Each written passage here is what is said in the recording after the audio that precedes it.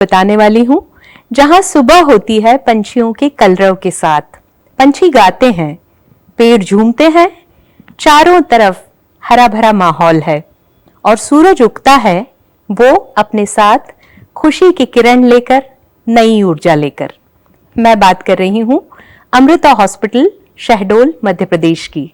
जी हाँ, अभी अभी वहां जाकर आई। मेरे एक परिचित वहां एडमिट थे, भर्ती थे, तो उन्हें देखने के लिए जब मैं गई थी तो मुझे ये सारा कुछ महसूस हुआ। किसी अस्पताल का इतना अच्छा होना जो मेरे लिए ना बहुत अचरज की बात है, क्योंकि आमतौर पर मैं या आप भी किसी अस्पताल की जब कल्पना करते हैं तो वहां का उदास वातावरण, बड़े ही गुस्से वाले चेहरे वाली नर्स होती है, कई बार वार्ड बॉयज होते हैं या जो नर्सेस होती हैं वो भी अक्सर गुस्से में ही होती है, मुझे तो ऐसा ही लगता है हमेशा।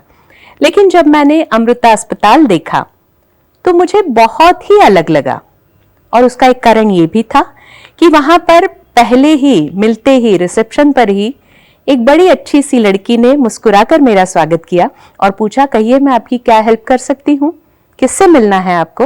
तो जब आपका इस तरह स्वागत होता है किसी हॉस्पिटल में तो यकीन मानिए कि अपने को अच्छा ही लगता है, किसी को भी अच्छा लगेगा।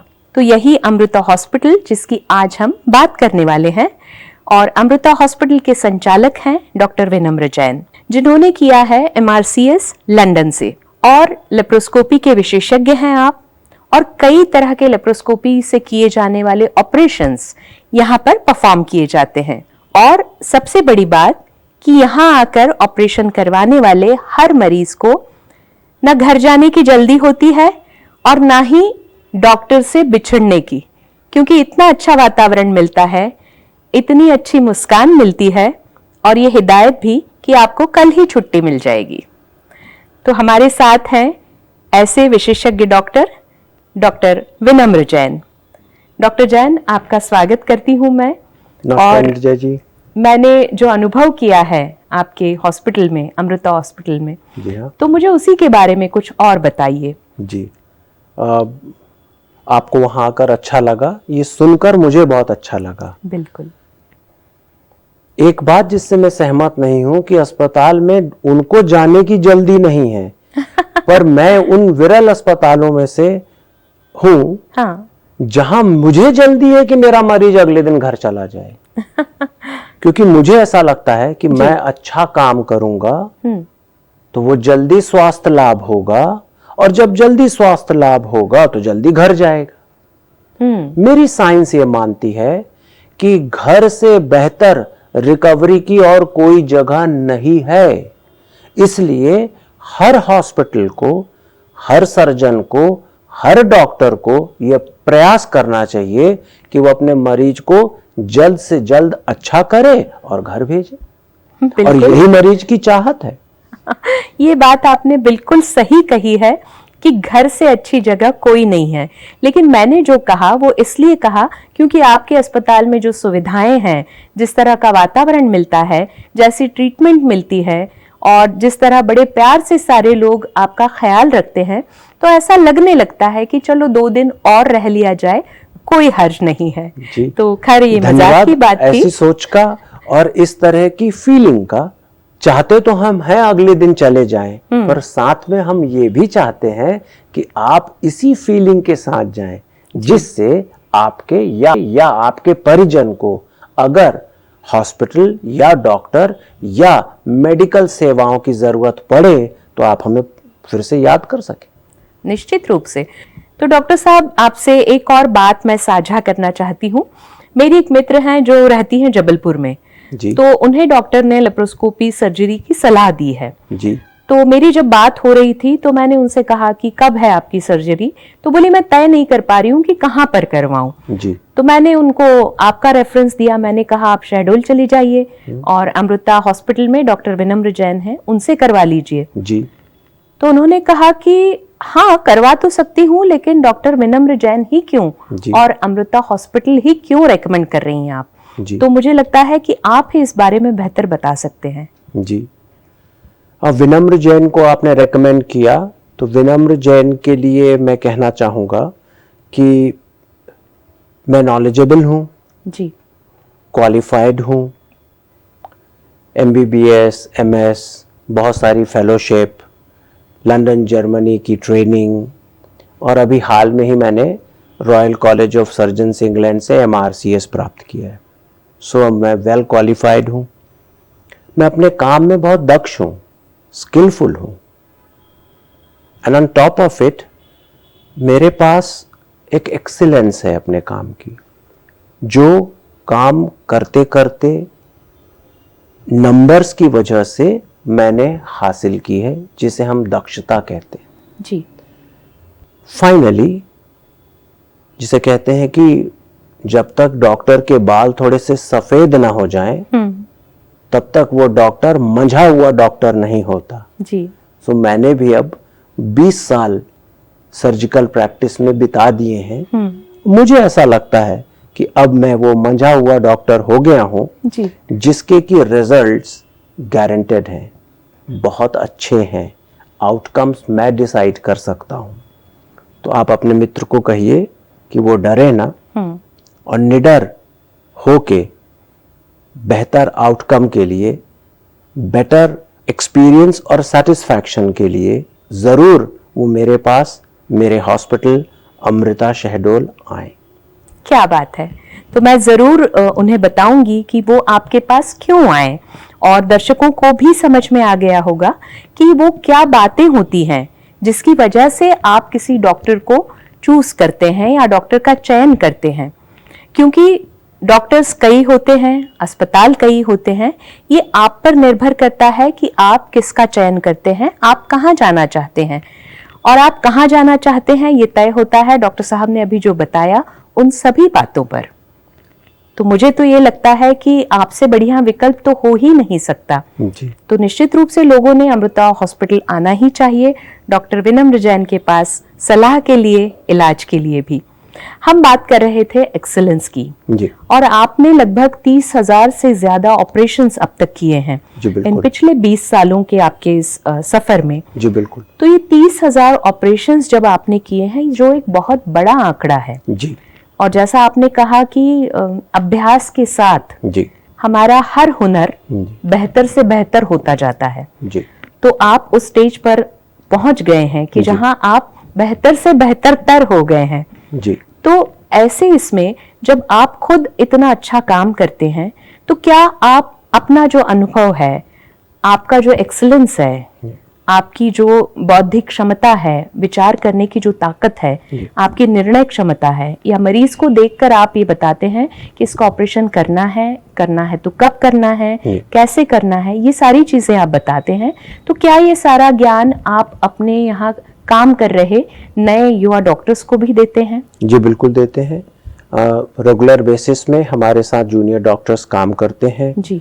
पिछले कई सालों से सर्जन डॉक्टर्स, गायनेक डॉक्टर्स मेरे साथ यहाँ, मेरे पास मेरे डेप्यूटी असिस्टेंट या डेप्यूटी कंसल्टेंट्स बनकर मेरे साथ रहते हैं, जिन्हें मैंने जो थोड़ा सा सीखा है, अपनी दक्षता, अपनी स्किल्स, वो उनसे मैं साझा करता हूँ। जी। और जब आप ऑपरेशंस करते हैं, तब आप अपने जूनियर्स को भी मौका देते हैं कि आपके साथ वो काम करें? जी बिल्कुल। जी। और एक्सीलेंस की बात हुई, डॉक्टर्स को ट्रेनिंग की बात आपने की, तो ये भी जानना चाहती हूँ कि आप चूंकि लेप्रोस्कोपी के विशेषज्ञ हैं, तो लेप्रोस्कोपी के अलावा आपके यहाँ और कौन कौन से डिपार्टमेंट्स हैं, कौन कौन से एक्सपर्ट्स हैं जो अलग अलग फील्ड्स में काम करते हैं? जी। मेरा हॉस्पिटल जो है वो 100 बेडेड हॉस्पिटल है। NABH एक एक्रीडेशन बोर्ड है हॉस्पिटल्स का, जो क्वालिटी काउंसिल ऑफ इंडिया देती है, उससे एक्रीडेटेड है। मतलब हमारे पास एक स्टैंडर्ड क्वालिटी ट्रीटमेंट का एक हमारे पास अप्रूव्ड पैमाना है जो हमने तय करके रखा हुआ है। इसे हम NABH एक्रीडेशन कहते हैं। हम 2017 से एक्रीडेटेड हैं। लगातार हमारा रिन्यूअल एक्रीडेशन और उसकी मॉनिटरिंग वो हम करते हैं।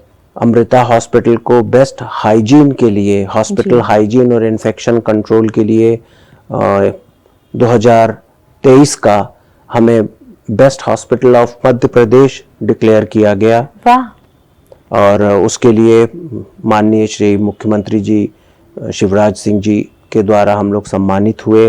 1 लाख रुपए की हमें नगद राशि पुरस्कार में मिली और इस ख्याति भी मिली जी। और ये गर्व भी मिला कि एक अच्छा हॉस्पिटल, वेल प्लान्ड हॉस्पिटल बनाना, उसमें ग्रीनरी को जोर देना, वाटर कंजर्वेशन करना, एनर्जी कंजर्वेशन करना, हॉस्पिटल की हाइजीन को अच्छा रखना, साफ सफाई उत्तम रखना, इन्फेक्शन ऑलमोस्ट 0 लेवल पे रखना, और ये इस प्रयासों का ये नतीजा है ये पुरस्कार। वाह। मुझे ये लगता है कि पुरस्कार मिलना आपको प्रोत्साहित करता है जो काम आप कर रहे हैं उस काम को आगे बढ़ाने का। ये काम मेरे हॉस्पिटल में पिछले 10 साल से हो रहा है, पर हमने कभी नहीं सोचा कि एक दिन जाकर हमें ये पुरस्कार मिलेगा जी। आज जब वो मिलता है तो हमें ये लगता है कि इसमें और हम प्रोत्साहित हों। हम लोगों ने इस पुरस्कार को पाने के बाद नन्ही छांव एक प्रोग्राम स्टार्ट किया जी। जहां पर हमारे यहाँ जन्म लेने वाले हर बच्चे को हम एक पौधा प्रेजेंट करते हैं और उनके माता पिता को इस बात के लिए प्रोत्साहित करते हैं कि वो इस पौधे को बच्चे के नाम से अपने घर पे जाके लगाएं, तो जैसे जैसे बच्चा बड़ा होगा आपके संग ये पेड़ भी बड़ा होता जाएगा। ये बहुत ही अच्छी पहल है जो मुझे बहुत पसंद आई, क्योंकि आज के ज़माने में ज़रूरत है। हम सभी ऐसे वातावरण में जिंदा हैं जहां ऑक्सीजन धीरे धीरे कम होती जा रही है, पेड़ कम हो रहे हैं, जंगल कम हो रहे हैं, पानी कम हो रहा है। तो ऐसे वक्त एक डॉक्टर की ये पहल कि बच्चे को जब घर जाते वक्त आप उनके परिवार को एक पौधा देते हैं और ये हिदायत भी कि बच्चे के साथ साथ इस पौधे को भी उतने ही प्यार से बड़ा कीजिए, बढ़ाइए, पानी दीजिए और बच्चे को उस पौधे के प्रति वो लगाव जी और पेड़ पौधे, पर्यावरण, जल के बारे में पहले दिन से बताना और उससे प्रेम करना सिखाना जी, ये उसका मकसद है। बिल्कुल, बहुत अच्छा, बहुत अच्छी बात आप कर रहे हैं जिसके लिए आप अभिनंदन के पात्र हैं। धन्यवाद डॉक्टर साहब। और भी एक बात कहना चाहूंगी कि वेलनेस जो एक अपने आप में एक बहुत बड़ा विषय है जी, जिसे हम सीधे शब्दों में अगर कहें तो स्वस्थ रहना, शारीरिक और मानसिक तौर पर भी जी। तो इसके लिए आपके हॉस्पिटल में या आप खुद कुछ अलग वेलनेस प्रोग्राम्स भी चलाते हैं जी, तो उनके बारे में कुछ बताइए। नीरजा जी, कहते हुए मुझे हर्ष और गर्व है कि सर्जरी मेरा फर्स्ट लव है जी, और मेरा सेकंड लव है वेलनेस। ओह क्या बात है। सो इस पे अच्छा काम करते हैं जी, और इस काम को आगे बढ़ाना चाहते हैं। जैसा आपने ठीक ही कहा कि पहले हेल्थ था, अब वो वेलनेस हो गया है। हेल्थ था बीमारी से दूर रहना जी, वेलनेस ने इस आयाम को और बड़ा कर दिया है जहां सिर्फ बीमारी से ही दूर रहना ही हमारा सिर्फ मकसद नहीं होना चाहिए, बल्कि मेंटल हेल्थ अच्छी रखना जी, इमोशनल हेल्थ अच्छी रखना, स्पिरिचुअल हेल्थ अच्छी रखना जी, फाइनेंशियल हेल्थ अच्छी रखना और फाइनली इन सब हेल्थ को पाके हैप्पीनेस को पाना, जो हर इंसान का मकसद है। बिल्कुल। तो ये एक वेलनेस का एक बड़ा आयाम है जिसपे मैं काम करता हूँ, जिसके छोटे छोटे शोज करता हूँ जी, जो आज के तारीख में मेरे अपने शहर शहडोल तक सीमित है, पर धीरे धीरे डिजिटल प्लेटफॉर्म में आना और इस दायरे को बढ़ाने का पूरा प्रयास करूंगा। डॉक्टर साहब, आपने वेलनेस के इतने अलग अलग आयाम हमें बताए, तो इसमें से एक यानी फाइनेंशियल भी आपने बताया। तो मुझे एक सवाल है, या कई लोगों के मन में ये सवाल होता होगा कि एक विशेषज्ञ डॉक्टर के पास जब हम जाते हैं तो क्या उनकी फीस या उनका जो मेहनताना है वो ज्यादा होता है आम डॉक्टर्स के बजाय? तो इस पर थोड़ा सा आप हमें बताएं। निर्जय जी, अगर आप गौर से इस बात को ध्यान दें तो ये सुनी सुनाई बातें ज्यादा होती हैं और वास्तविकता इनमें होती नहीं जी। ऐसा आपने सुना या ऐसा आपने मान लिया जी। कि वो विशेषज्ञ डॉक्टर है तो महंगा होगा। पर वास्तविकता ऐसी है नहीं। जैसे कि आप आई मेरे हॉस्पिटल में जी। तो आपने क्या पाया कि फीस स्ट्रक्चर एक जैसा ही है जी। कोई डिफरेंस नहीं है। तो ये सुनी सुनाई बात होती है और हमें इस पे नहीं आना चाहिए। दूसरा कि आज के तारीख में लोगों के पास टाई अप्स और इंश्योरेंस की कैशलेस सुविधाएं हैं। बिल्कुल। अब अगर आपके पास कैशलेस सुविधा है जी। तो चाहे वो जबलपुर का हॉस्पिटल हो, नागपुर का हॉस्पिटल हो, रायपुर का हॉस्पिटल हो, शहडोल अमृता हॉस्पिटल शहडोल का हो, सभी को वो सुविधाएं देनी है और आपको कैशलेस मिलनी है। सो आपको इसमें सिरदर्द उठाने की जरूरत नहीं है। आपको तो ये सोचना है कि किस बेस्ट जगह पर, किस एक्सीलेंट सर्जन के पास जाकर मैं ये काम कराऊं, क्योंकि प्राइसिंग, पैसा वो तो आपकी कंपनी उठा रही है, आपका इंश्योरेंस कंपनी उसको टेक केयर कर रही है। एक और बात इसमें गौर करने की है कि प्राइसिंग के बारे में जानना आज के तारीख में, जहां पर इतना सारा इंफॉर्मेशन और कम्युनिकेशन की स्पीड है, जहां पर हम एक फोन लगाकर इंक्वायरी डालकर सब बातें पता लगा सकते हैं, अपने शहर में, अपने शहर के सभी अस्पतालों के, दूसरे शहर के दूसरे अस्पतालों के बारे में, तो हमें तो वैसे भी अपने जो काम हम कराना चाहते हैं उसकी क्या प्राइसिंग है वो आप निकाल सकते हैं जी। इन सब की वजह से आप मानकर चलिए कि हॉस्पिटल्स की प्राइसिंग भी एक तरह से स्टेबलाइज होकर एक रेंज में आ गई है। हाँ, जाहिर तौर पे एग्जैक्ट सेम प्राइस हर हॉस्पिटल नहीं लेगा, पर उसका एक रेंज हो गया है। ऐसा नहीं हो सकता कि कोई एक काम को 1 रुपए में कर रहा हो तो दूसरा उस काम को 100 रुपए में करेगा। एक रेंज तय हो गई है, तो सभी हॉस्पिटल उस काम के लिए एक रेंज में आपसे चार्ज करते हैं। जी, आपने बहुत अच्छे तरीके से इस बात को समझाया है और मुझे लगता है कि जब आप अच्छी सुविधाएं चाहते हैं, अच्छा इलाज चाहते हैं, एक्सपर्ट डॉक्टर चाहते हैं, तो इन बातों को थोड़ा सा अगर आप छोड़ दें और पूरा अपना फोकस जो है वो डॉक्टर की ओर या अच्छे इलाज की ओर दें तो ज्यादा बेहतर है। समझदारी की बात कह रही हैं। बिल्कुल समझदारी की बात है। और वैसे भी जब आप जानते हैं कि यहाँ मुझे 10 रुपए लगेंगे, लेकिन मैं अगर डॉक्टर विनम्र जैन के पास गई तो मुझे शायद 12 रुपए लगेंगे, ऐसा नहीं कि मुझे 120 रुपए लगेंगे, बहुत सही, 12 रुपए ही लगेंगे, तो मैं क्यों ना अच्छी सर्विसेज लूं जहां से मुझे इस बात की गारंटी है कि मेरा इलाज बेहतर होगा, पूरे विश्वास के साथ होगा और मैं दूसरे दिन अपने घर जा सकती हूँ। बहुत ही अच्छी अपील आपने रखी है जी, कि हर किसी ने इस बात को सोचना चाहिए, क्योंकि हम अक्सर अपने स्वास्थ्य को लेकर ही इन बातों पर ज्यादा सोचते हैं। शायद मेरे जैसी कोई महिला साड़ी खरीदने जाए तो कोई ये बात नहीं करेगी, अच्छी लग गई तो भले ही उसकी प्राइस ज्यादा हो खरीद ली जाएगी।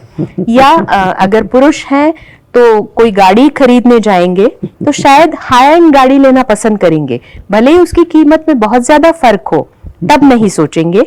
लेकिन जब इलाज की बात आती है, डॉक्टर की बात आती है, स्वास्थ्य की बात आती है, तो हम में से हर कोई सोचने लगता है कि इनके पास जाऊं जिनकी फीस 2 रुपए है, या उनके पास जाऊं जिनकी फीस 4 रुपए है। लेकिन मेरी तो ये सलाह है और डॉक्टर साहब की भी यही सलाह रहेगी कि आप ये ना सोचें कि फीस कितनी है, बल्कि इस बात पर ध्यान दीजिए कि सुविधाएं कितनी हैं, कैसी हैं, स्टाफ कैसा है, वहां का वातावरण कैसा है, डॉक्टर की एक्सपर्टीज कितनी है, अब तक उनके हाथों ने कितने लोगों को ठीक किया है। ये बात बहुत मायने रखती है। तो दोस्तों, मुझे ऐसा लगता है कि डॉक्टर विनम्र जैन एक ऐसे डॉक्टर हैं जो इन सभी मापदंडों पर खरे उतरते हैं।